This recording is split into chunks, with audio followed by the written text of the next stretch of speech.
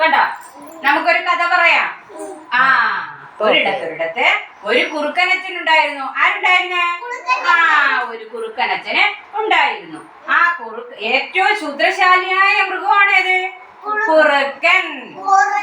ആ കുറുക്കന് വിശക്കുന്നു.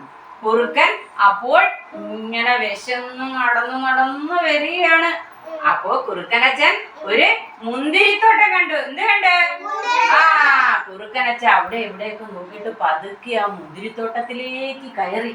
അപ്പോൾ അതാ മുന്തിരിത്തോട്ടം നിറയെ മുന്തിരി വള്ളിയിൽ നിറയെ മുന്തിരിക്കുല പിടിച്ചു കിടക്കുന്നു. മുന്തിരിക്കുല പിടിച്ചു കിടക്കുന്നു. അപ്പോ കുറുക്കനച്ഛന് കൊതി തോന്നി.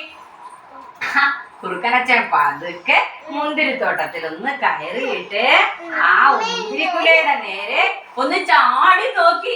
എന്തേത്? ചാടി നോക്കി. പക്ഷെ കുറുക്കനച്ഛന് മുന്തിരിങ്ങ കിട്ടിയില്ല. എന്ത് കിട്ടിയില്ല? മുന്തിരിങ്ങ കിട്ടിയില്ല. കുറുക്കനച്ഛൻ ഒന്നും കൂടെ ചാടി നോക്കി. പക്ഷെ കിട്ടിയില്ല. കിട്ടിയോ? കിട്ടിയില്ല. അന്നേരം ഒന്നും കൂടെ ചാടി. കിട്ടിയില്ല. ഒന്നും കൂടെ ചാടി നോക്കി. പക്ഷെ മുന്തിരിക്കൊല കിട്ടിയില്ല. അപ്പൊ കുറുക്കനച്ഛൻ എന്തായി?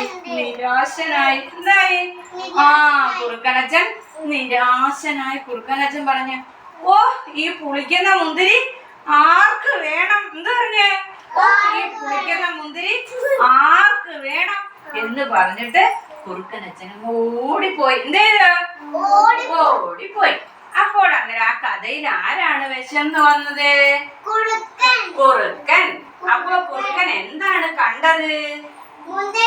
മുന്തിരിത്തോട്ടം. അപ്പോൾ ആ മുന്തിരിത്തോട്ടത്തിൽ നിറയെ എന്താ പിടിച്ചിരിക്കുന്നത്?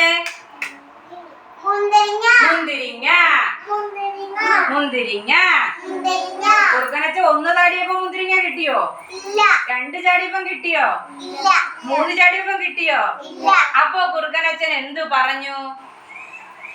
മുന്തിരി എന്താന്ന് പറഞ്ഞു? പുളിയാന്ന് പറഞ്ഞു. പക്ഷെ മുന്തിരി പുളിയാണോ? ആണോ? അല്ല, നല്ല മധുരമല്ലേ? അന്നേരം കിട്ടാത്ത മുന്തിരി എന്ത് ചെയ്യും? പുളിക്കും.